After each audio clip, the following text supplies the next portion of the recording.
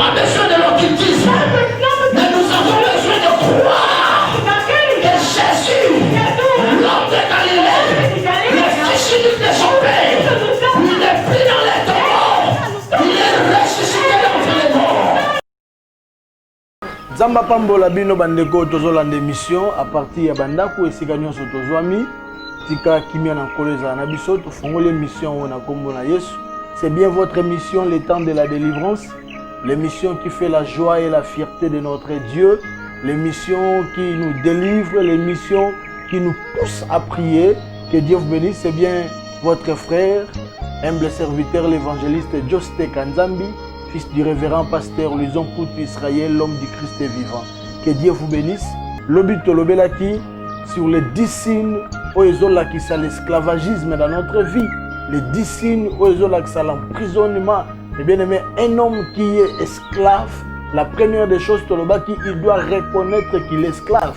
Donc, la maladie, nous sommes des symptômes. Les symptômes sont visibles et les symptômes sont invisibles.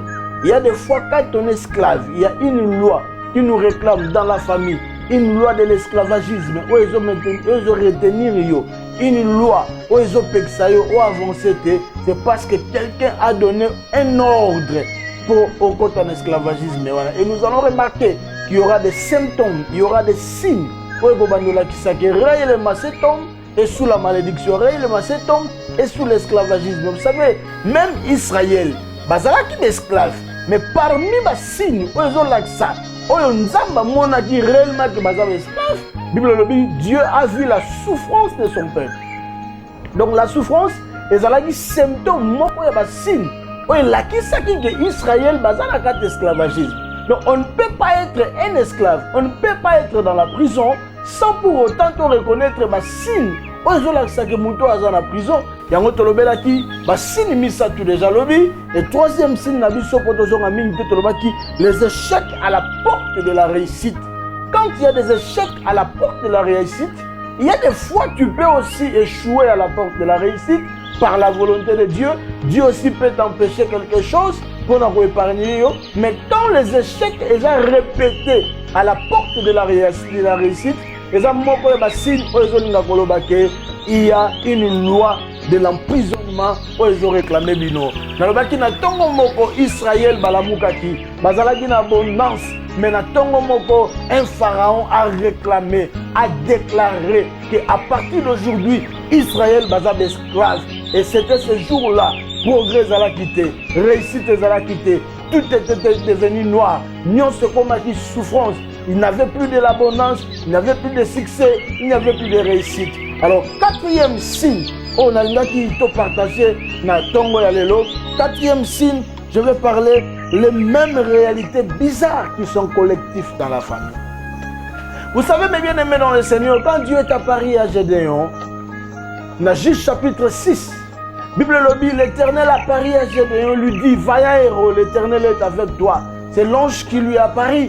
Mais mes bien-aimés dans le Seigneur, un héros, que Dieu voit un héros, Gédéon doit reconnaître qu'il y a encore des signes. Parce que quand on marche avec Dieu, quand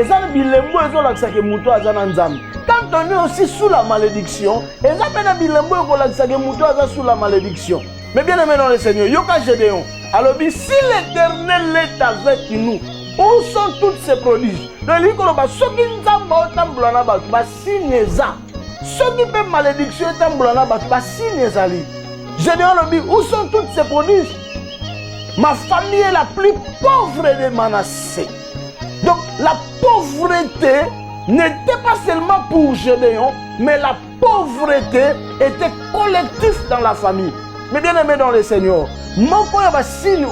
sa présence et emprisonnement dans la famille, et ça quand il y a une réalité bizarre qui se passe dans la famille d'une manière collective.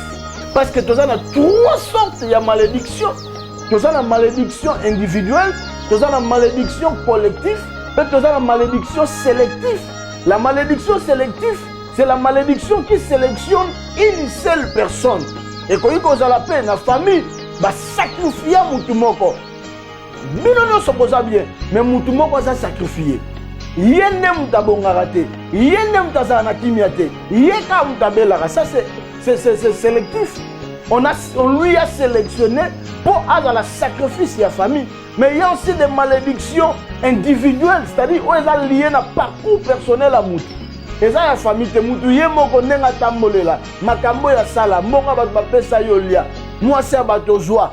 Au comment au sala makambo, yebi keza mabe mozo salango. Ça va attirer une malédiction. Il y a des fois, et ça individuelles, mais il y a aussi des malédictions collectives. Là où je suis, et lui koloba, na katia famille, bisonio soto vivre même réalité. Donc s'il y a une maladie, bisonio soto vivre ango. S'il y a une réalité bizarre, c'est-à-dire, oh, ils ont katia famille, ils n'ont pas noko, ils n'ont pas maman leki, ils n'ont pas maman kouloutou, ils n'ont pas. Donc c'est une réalité collective. Mais bien aimé dans le Seigneur, tant que tout le monde a un signe à boire katia famille, aux hommes qui bisonio soto bota na césarienne. Toi, pas maman leki tout le monde a dit normal, mais bana nyoso maman leki a bota ba on peut ba ka nengwana. Alikambo, bisonio soto bota maka na défaut. Ah, ngana botina défaut, ya botina défaut, ya botina défaut. Ah, bisonio soto zara même problème. Soki to bandi musala, suka nango, soki to sali 3 ans musala, ebe ba kaka. Soki likambo e bandi okende bo, soki comme une étape, soki to comme na 35 ans, soki to comme na 40 ans, to comme na 50 ans, likambo bo e sale maka. Mais bien aimé dans le Seigneur, biso soto kufelaka na maladie moko, yango eboma noko, eboma mama leki eboma, yango na kaka. Sikre na famille. Tout le monde a lelo maladie collective, lokola AVC. Aux hommes qui battent sur la famille, bazo atteindre âge moko après bazo AVC. Mais bien aimé dans le Seigneur, quand il y a des réalités collectives, ils sont bizarres dans la famille, ils ont moko ya signe, il y a la présence de l'emprisonnement dans la famille.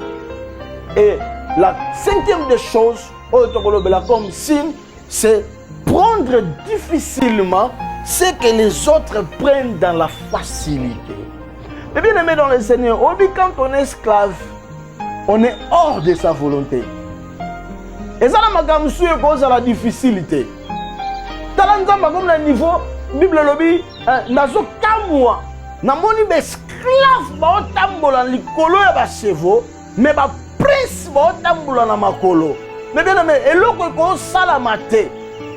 Nzamba lobi, j'ai vu la souffrance de mon peuple. Nayoki ba kiri na bango ndenge bazo nyokole la bango. Mais bien aimé dans le Seigneur, prendre difficilement ce que les autres prennent dans la facilité, et ça moko ya ba élément qu'il y a l'emprisonnement quelque part.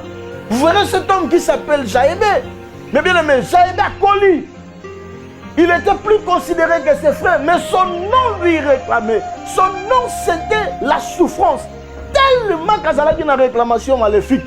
La Bible nous dit tant Koli a commis devant l'obstacle. Vous savez, adage mokolo baka, l'homme se découvre lorsqu'il se mesure à des obstacles.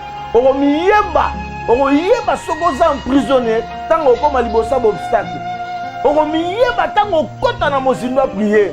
Oyeba tant omona ke loko nga na kosala na facilité, na osala ngona facilité te. Mais bien aimé dans le Seigneur, et ça, nous sommes sentis que azo mona qui a commis déjà na âge, a commis déjà na point, fallait zalane lokoyo, mais a encore zalana ngote. Et sa présence, il y a emprisonnement moko eza quelque part. Mais bien aimé dans le Seigneur, sokozo mona, ba signe oyo, mais bien aimé, kolala te, telema, luka nzambe, buka yango, pourtant que yo buka ngote. Tant qu'on couille sa moté, tant qu'on couille sa malédiction, tu tourneras à rond et au goya rosuduga et comme déjà trop tard. Et ça n'a nous trop tard, t'es dans Nzambe na biso. Et ça n'a nous trop tard, c'est parce que Dieu conjugue les 5 verbes. Quand tu descends, c'est pour mettre fin à la chose qui nous fait plaire. Mais bien aimé dans le Seigneur, il y a un azo pour édifier yo. Dans la poignée ni na vie na yo.